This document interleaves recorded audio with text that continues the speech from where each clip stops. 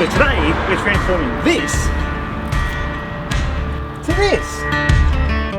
So first off, we're going to give the car a bit of a service with some new oil, new filter, some grease and a couple of new accessories. Take it for its first test drive. Then we're going to see what the standard suspension does off-road. Who doesn't love a good paddock? And then we get into the real fun stuff. We start fitting all the new gear. Okay, so we are back with the 80 build. It's been a couple of weeks since I've done an episode on the 80, but if you haven't met Gumby, it's a 1995 Toyota LandCruiser 80 series, and it's a petrol, 1FZ FE. I bought it for $4,000. Super cheap for what it is, but it had a couple of dramas. So in this video, we're going to go from how the motor was doing this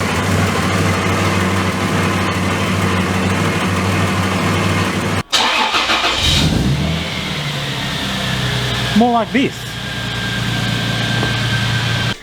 So also while we're at it, we're going to actually give it a bit of a service as well. So we've got oils, filters, all that sort of stuff to change over today. A couple of the little quick mods in between. And we're going to find out what's happening with Gumby long term, because there's some exciting stuff in the background. I'm so keen to share that eventually. Alright, but maybe let's give it a service first. Alright, so old filter versus new filter. You can see there's a hell of a size difference there between them. This is just a Ryco filter versus the Terrain Tamer one. You can see this is going to do a whole lot better job. Obviously they all come with a little seal on top. The OD seal diameter on top is exactly the same from filter to filter. So it's going to fit. Just rub it around the actual seal. Just pre-lubes it so you don't have raw rubber on the on a metal surface. So it was out with the old oil and then finally in with the new filter. This just seems like a really great time to mention that Terrain Tamer is a sponsor, and if you like their gear you should go buy some because it's great gear.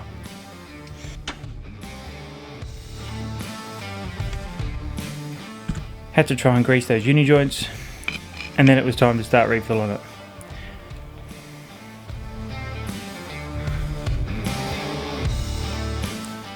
The old battery box was all flogged out, broken, it wasn't really holding anything, so it was time to put a new one in. Then it was onto the new rear lights. There was a couple things wrong with it, so these are the new LED ones from the full drive shed.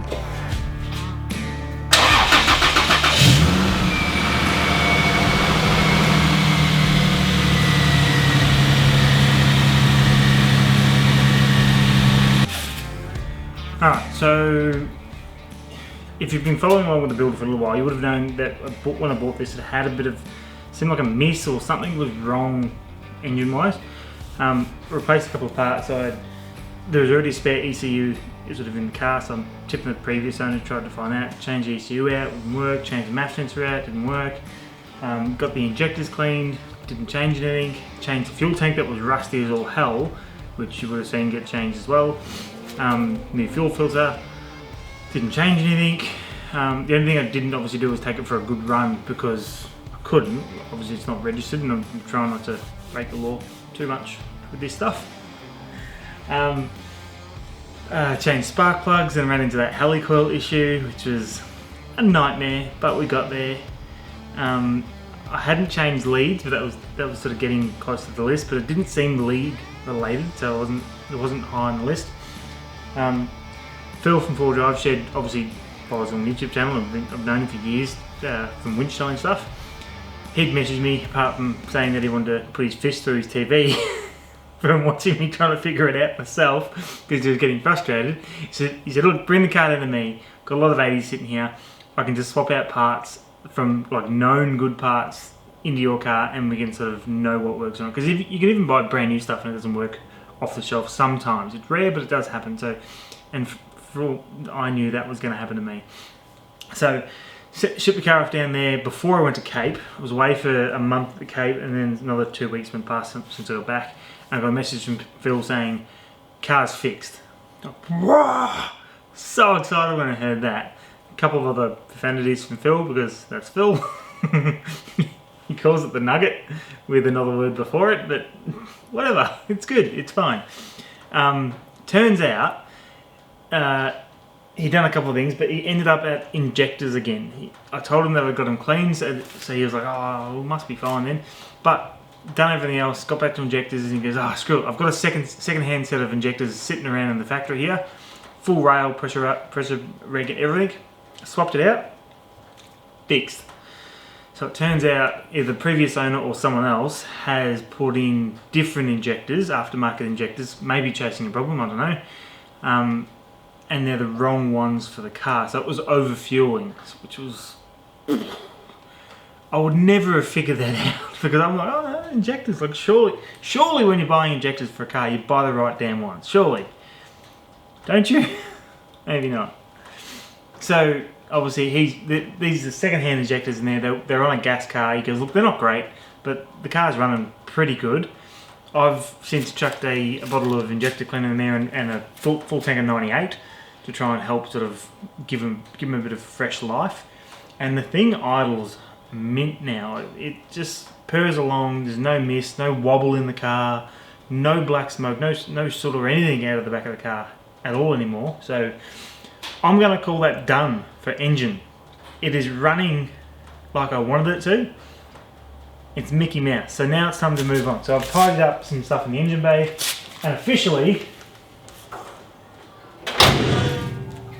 that can stay shut. I just noticed there was a cable hanging out the bonnet, so I'm going to have to reopen it again. But apart from putting that cable in the bonnet, I'm not opening that again. Right, guys, so we're down at the 4-drive shed today, and the Gumby is finally getting its suspension put in. So this is Phil. Phil's going to be doing the install today on Gumby. Obviously we just unpacked some of the gear before, and the very first thing you like to do on a car, we need to measure it, we need to weigh it, so we need to find out where we're starting from and where we end up. Yeah, cool. We've also got something we can refer back to in 12 months, 2 years. Yep, so basically we've got some record, we've got a starting point, we'll have a finish point, and then we can just keep working from there. Fantastic. Obviously this is just old something suspension in there. And that's a problem with older cars, you never know what you're starting off with, so at least we know. Pre-measurements, we'll measure it again once we put all the suspension in, and then we've got a nice clean starting point. Perfect. All right, it's like getting the whole birthday for it. It's going to be great. It's like literally getting the entire works. Like everything underneath there is getting replaced. It's going to be fantastic to drive. Hopefully. Race tape. See what I mean? How mean he is? Like it's just a perfectly good 80 series. He's just picking on. This is ghetto fab right there. So the most important thing about when you're measuring suspension, you want to measure from a fixed point to another fixed point. You measure from the ground up.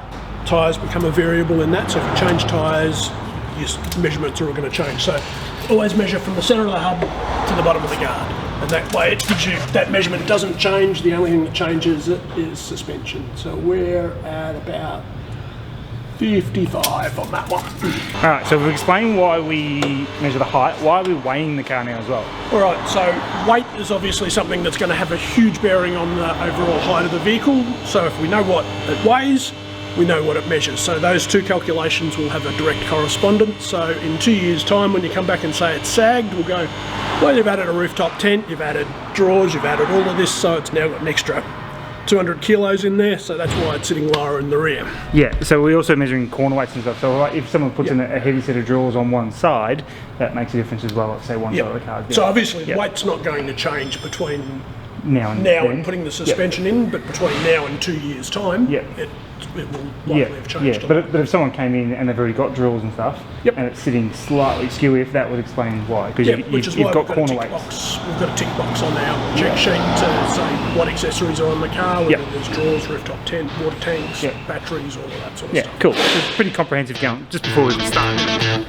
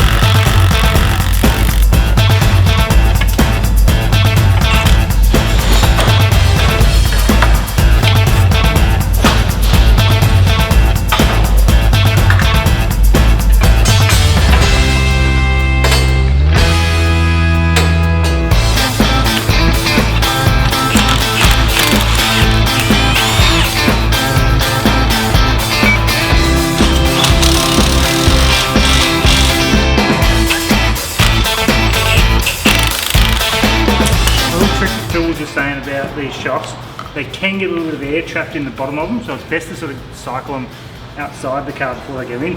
So it essentially means all the way down, and then all the way up again, and then probably a free gym workout. yeah, it's like I'm doing deadlifts here.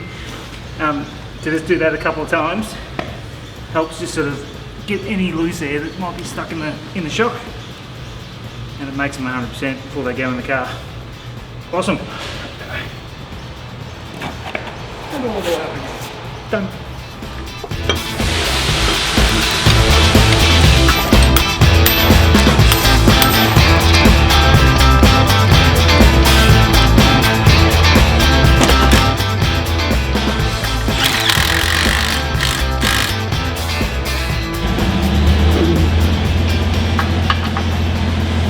That's exactly why you check it by hand.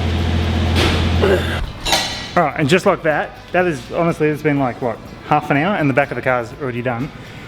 Slight advantage of the fact that it's only a 2-inch lift, so what do we need to do with brake hoses with this size so lift? on a 2-inch lift, it's your extended length of your shocker that will determine the brake hose length. So as you can see with that, we've just given it a slight tweak on the bracket, and this is an 80 series thing. Just to take any tension off that hose, so that when it's fully hung, you've got no tension on that. Same with your diff breather hose, which we'll address in another video. It's clearly been extended already by the previous owner.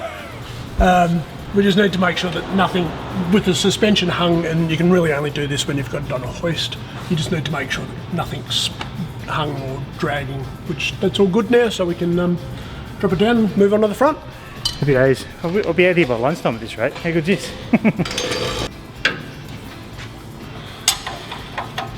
We're just getting onto the front now. It's going to be a little bit more involved with the front because we're doing radius arms as well, which we'll go through why and what they are soon. But super quickly, Phil, because the radius arms coming out and going to drop down so far, what else do we need to disconnect in here or move out the way to make sure we don't do any damage?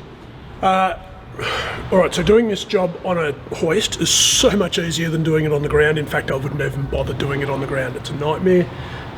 We can swing these out of the way. We've got the actual stands under there. We've got an extra prop under the back so that we don't tip the car backwards off the hoist. Doing it on a 2-post hoist, it's fairly simple and straightforward. So we're putting replacement radius arms in this. A couple of different ways you can go about this job. Either leave the standard ones, which are going to run a little bit light on for caster, which we'll go into later, or offset bushes, or the best solution, which is replacement arms. But we'll rip those out and we'll explain a bit more later.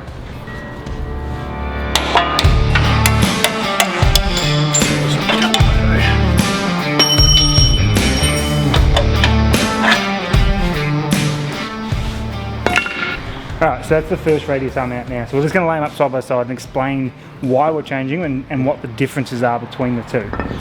Well, when I say we, I mean Phil, because he does this, not me. Alright, so the purpose of an offset radius arm is to rotate the diff backwards. When you lift the suspension upwards to maintain the geometry, you need to roll the diff backwards. Offset bushes actually change where that sits in relation, or that second bush brings that down. The problem on a standard arm is the steering arm, which is that one there, actually hits on that. So if you have a look at the new one, it's got a much deeper groove in there. If we put this guy directly on top of that, you'll see that second bush is offset by quite a lot, and you've got a lot more gap in here, which when this arm's on, you'll see the clearance between there. So with a standard arm on it, with offset bushes, that arm hits there. I'm so glad we got a hoist for this. Imagine doing this at home. I'm all for people having a crack at things, but there's certain jobs that I think best left to professionals.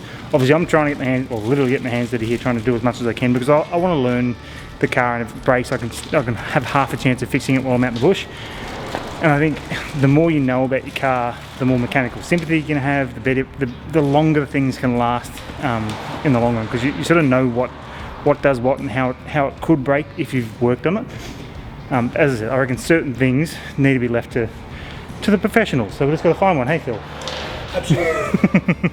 Alright, one thing specific to the 80 series as well the bushes that you get with Super Pro arms, you get two. So one is just a standard bush, and then I should have opened this before, but essentially there, it's an offset bush for the back of the radius arm. All it does is it pushes the diff forward an extra 5 or 6 mil or something. It's a little bit more clearance. I think it's to do with the wheel alignment later, but in the instructions it's specifically for the 80 series as well. So having said that, if you're doing this sort of stuff, obviously a shop's probably going to be doing it for you because it's super hard to do on the ground. Not impossible, it's super hard. So just something to keep in mind if you are going to do it yourself. There's specific ones for the 80 series and obviously some other models.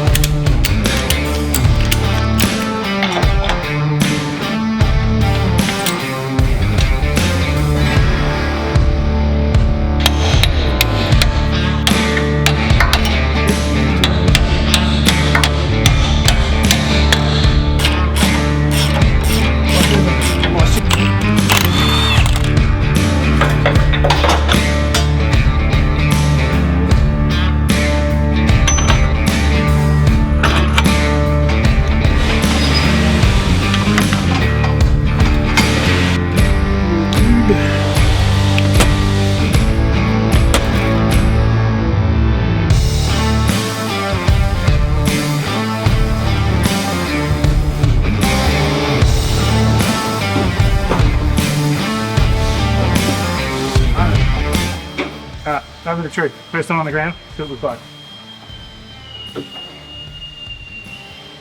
Oh, that ain't better. Doesn't sit like a broken yawn. It's actually that. So that's the suspension in now. It's not quite finished yet though. We've still got adjustable front panhard rod to go in. It's meant to be a rear adjustable, but it just hasn't turned up, so that'll be a next time thing. Just got to do a wheel alignment, road test, and we're going to hit the bush, because who doesn't want to hit the bush in this thing now? How cool is that? Right, where's Phil? Where's his wheel alignment?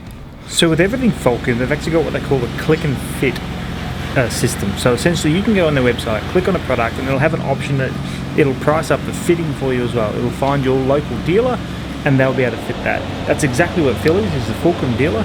So you can go click and fit, it'll supply the parts straight to the dealer and they'll fit them for you all on the one price. Alright, so this on the wheel alignment machine now.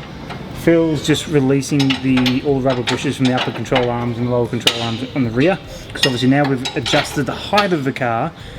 They would have been centered to a certain point. Now we've raised it, so now we're just releasing it, letting the bush resettle, and then retighten it so it settles in its natural position, so it's not constantly under tension when the car's sitting at normal ride height. Obviously when you flex the car up, they're designed to flex, that's what they do, but they shouldn't be under tension the entire time, otherwise they flog out super quick.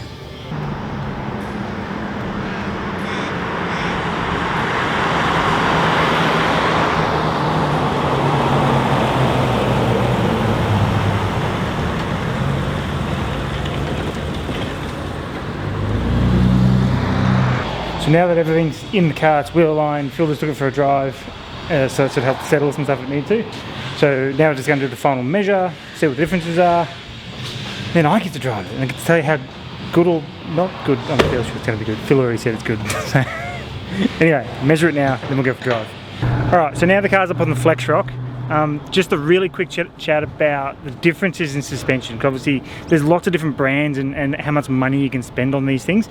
So Phil just wanted to really quickly run through what his thoughts on what this kit is versus something else as well, for quality versus bang for buck sort of situations. So with the Fulcrum kit, it's a 2-inch kit, we've got 33-inch tyres on the car. As you can see, it's sitting on the big rock, no problems at all. This kit is going to get you to 99% of places that you're going to want to take a car that you care about. Anything beyond that, and you're starting to get into the really hard tracks that are going to start to do panel damage. You're bumping it over rocks, so you're going to need rock sliders, you're going to need this, you're going to need that. So for under $4,000, you've got a car that's set up really well. The next improvements from here, you go up to remote res shocks. I've got them on my other 80 series. The only time that you really notice them is when you're in that really demanding, going down corrugated roads. That's when the remote res shocks really come into their own. But for the most part, something like this is going to get most people out there having fun, and having fun in a capable car. Yeah, it was exactly where I think where most of this should be at.